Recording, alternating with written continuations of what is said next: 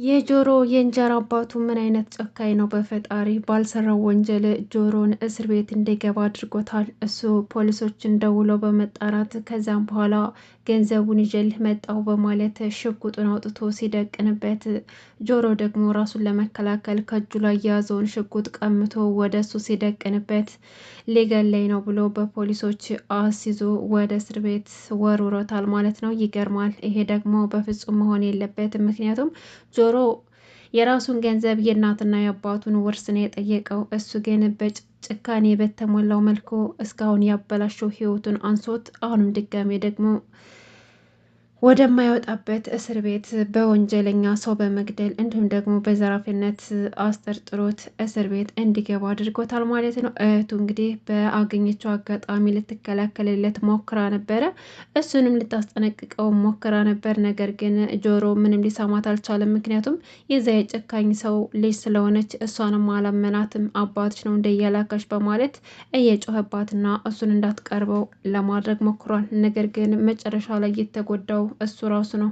ጆሮ በጣም ያሳዝናል። እውነት ለመናገር ያህንን አባት ለማዳን ወይም ደግሞ ለሚታከምበት ብሎ ገንዘብ ስለሚያስፈልገው ነው እስከዛ ድረስ ብርዱ፣ ረሃቡ፣ ሁሉም ነገር ሲፈራረቅበት የቤተሰቦችን ንብረት ብሎ ጠይቆ ማያውቀውን አሁን ግን ያህን አባት ገንዘብ ስለሚያስፈልጋቸውና ምርመራቸውን መከታተልና መዳን ስላለባቸው ለእሳቸው ብሎ የከፈለው መስዋዕትነት ነው ለእስር ቤትም እየዳረገው።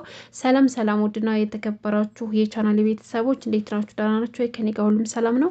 ለዚህ ቻናል አዲስ ከሆናችሁ ሰብስክራይብ በማድረግ ቤተሰቡ ነው። እንዲሁም ነባር ቤተሰቦች እንኳን ደህና መጣችሁ።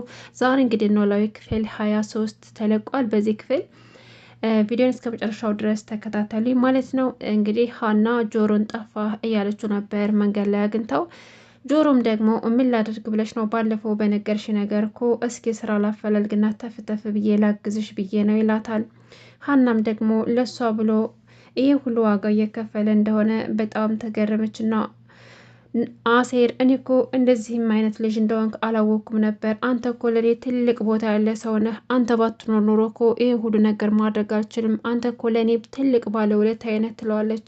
ጆሮም ደግሞ ምን አደረግኩልሽ ሀና ተይ እንጂ አባትሽ እኮ ምንም እንኳን ባይወልድኝም ለእኔ ልክ እንደ ወላጅ አባት ናቸው። አይደለም እንኳን ለእኔ የተወሰነ ጊዜ ቀርቤ ላየኋቸውና መልካምነታቸውን እያየሁት ቀርቶ ለአንድ ቀን እንኳን ላያቸው ሰዎች በጣም የሚያሳዝኑና እርዳታ ከማንም ሰው ማግኘት ያለባቸው ሰዎች ናቸው ይላታል ማለት ነው። እንግዲህ ጆሮ ያው የሀናን አባት ማሳከም እንደሚያስፈልግና ስራ እያፈላለገ ተፍተፍ እያለና ሰሞኑን ስራ በመፈለግ ላይ ውጥረት ስለሆነ በዛ ምክንያት እንደጠፋ ለሀና ሲነግራት፣ ሀና ደግሞ በጣም ተገርማ እኔ እኮ እንደዚህ እንድትጨናነቅ አልነበረም የነገርኩ። እኔ የአባቴ ጉዳይ የእኔ ጉዳይ ነው፣ ግን ያው ማወቅ ስላለብህ ብቻ ነው እንጂ የነገርኩ አንተን ላጨናንቅ ፈልጌ አይደለም። ደግሞ እኮ ናፍቀኸኛል አለችው ማለት ነው። ጆሮም እንግዲህ በጣም እንደናፈቀችውና ያው እሷን ማገዝ እንዳለበት ለእሷ ብሎ ሳይሆን ለራሱ ማገዝ እንዳለበት ይነግራትና በቃ አንቺም ወደ ስራሽ ሂጂ ሳይረፍድብሽ፣ እኔም ደግሞ ወደ ስራ ፍለጋ ልቀጥል፣ ደግሞ በጣም ናፍቀሽኛል አለና እቅፍ አደረጋት። እንግዲህ ጆሮ ሀናን በጣም ያፈቅራታል። ነገር ግን ይሄ ፍቅሩ አንድም ይጎዳዋል፣ አንድም ደግሞ ወይ ይደሰትበታል። እውነት ሀና ህሌና ካላት ጆሮን ልትርቀው አትችልም። ነገር ግን እሱ እስካሁን ድረስ በውስጡ ያለውን ፍቅር እንኳን ሊገልጽላት አልቻለም። ግን በዙሪያዋ ችግር የሆኑባትን ነገሮች ለመቅረፍ ደፋ ቀና እያለ ይገኛል። ነገር ግን እንዳሰበው አልሆነለትም። እንጀራ አባቱ በጣም ጨካኝና አረመኔ ሰው ስለሆነ አሁንም በወጥመድ ወደ እስር ቤት እንዲገባ አድርጎታል። ይሄ ደግሞ በጣም አሳዛኙ ነገር ነው ማለት ነው። እንግዲህ ሀና እስራ ቦታውም ደግሞ ሌላ ችግር ተፈጥሮባታል። እሱም ደግሞ በአንተነህ ምክንያት። አንተነህ እንግዲህ በባለፈው ክፍል አይታችሁ ከሆነ ሰላም ጋር በተገናኘ ሰዓት ከሰላም ስልክ ላይ የሀና ስልክ ወስዶ በተደጋጋሚ እየደወለ አስቸግራታል። እሷ ደግሞ ማንነቱን ስላላወቀች ስልክ እያነሳችለት አይደለም፣ በተደጋጋሚ ይደውላል። ከዛም በኋላ እንግዲህ ወይዘሮ ሜላት ለሀና በተደጋጋሚ አስጠንቅቃታለች። አንተነህን ተጠንቀቂው፣ እሱ መጥፎ ሰው ነው፣ ሴት ያያት ሁሉ ማለፍ አይችልም። እኔ ስራ ቦታ ማሰራው ጠንካራ ሰራተኛና ትጉህ ስለሆነ ነው እንጂ በዚህ ባህሪ ቢሆን ድሮ ነበር ማባረረው። ሴት የተባለች አትቀረውም። ስለዚህ እሱ ለፍቅር የሚሆን አይነት ሰው አይደለም፣ ተጠንቀቂ፣ በጣም አንቺን እየተከታተለሽ ይገኛልና በብዙ ጊዜ ደግሞ ስራንቺ ይጠይቀኛል፣ ስለዚህ ራሱ እንድትጠብቅ ይፈልጋለሁ ስትላት ሀና በምትሰማው ነገር ግራ ተጋብቷት ነበር። ኧረ እትዬ እኔ እኮ አላውቀውም ከሱ ጋር ምን ያገናኘኛል ብላ ብጠይቃት ወይዘሮ ሜላት ሀንዬ እኔ ባንቺ ምርጫ ልገባ ፈልጌ አይደለም፣ ወይም ደግሞ ያንቺ ውሳኔ መቃረን ፈልጌ ሳይሆን ያው እንደ እናቱኛ ነው የምነግርሽ፣ ብቻ ልጁን ተጠንቀቂው ትልና በተደጋጋሚ ማስጠንቀቂያ ትነግራታለች። ከዛም በኋላ እንግዲህ ሰላምም ደግሞ አንተን ናፈቀኝ እያለች በተደጋጋሚ ለሀና ትነግራታለች። ሀና ደግሞ የምንም ነገር መፍትሄዋ ስለሆነችና ምርጥ ጓደኛዋ ስለሆነችላት ነው። ያው እህትነቷም እንዳለ ሆኖ ያው እርስ በረሳቸው ባይታወቁም፣ ነገር ግን ሀና የቻለችውን ያክል እርዳታ ለሰላም እያደረገችላት ነው እና ሰላም ደግሞ አንተነህ መደወሉን ስላቆመ በጣም እየናፈቃትና ስለሱ እያሰበች እየተጨናነቀች ትገኛለች። ሰላም እንግዲህ ለሀና ስልክ ልደውለት እንዴ? ምንም እኮ እየደወለልኝ አይደለም ጠፍቷል። እኔ ደግሞ ስለሱ አብዝቼ እያሰብኩና እየተጨናነኩኝ ነው። ስለዚህ በቃ ልደውልለት እንዳለችው ሀናም ደግሞ ደውይለት፣ ታዲያ ምን ችግር አለው? ደውይለትና ተነጋገሩ አለቻት። እንግዲህ ሀና በተደጋጋሚ አንተነህ ስልክ ይደውላታል። ወደ ሀና እየደወለ ስለሆነ ነው ከሰላም ጋር ጥፍት ያለው እና ይሄን ደግሞ አላወቁም ነበር። ከዛም በኋላ ክችን እያለች ነው ስልኳ በተደጋጋሚ ሲጠራ ሰላም ሀንዬ ስልክሽ እኮ እየጠራ ነው ለምንድን ነው የማታነሺው ስትላት፣ ሀናም ደግሞ አረ ሰላምዬ እኔ ይሄን ስልክ አላውቀውም ትናንትና ማታ ጀምሮ ብታይ በተደጋጋሚ ይደወላል፣ እኔ ደግሞ ማንሳት አልፈለኩም አለቻት።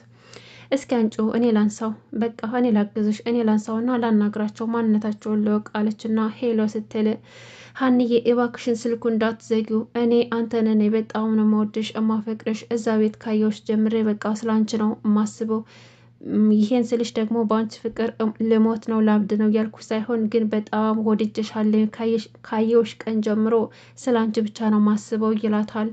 ሰላም ሁሉንም ነገር አወቀች። እንግዲህ አንተነህ ያ ህይወቷን ዋጋ ያስከፈላት ልጇን ያሳጣት ህይወቷን ምስቅልቅል ሊያረጋት ወንድ አሁን ደግሞ ተመልሶ የሀናን ህይወት ሊያበላሽ እንደሆነና ሀናን እንዳፈቀረ ስታውቅ በጣም ደነገጠች። የምታደርገው ሁሉ መላው ጠፍቷት ከሀና ዘንዳ ወጥታ ትሄዳለች እና እናቷ ጋር ሄዳ ምንም እንኳን አንተን እያደረገው ነገር ቢያበሳጫትም ቢያናዳትም የሆነ መፍትሄ ማምጣት እንዳለባት ተረዳች። እሱም ደግሞ ያላት አማራጭ አንተነህን ከስራው ማባረር ነበረ።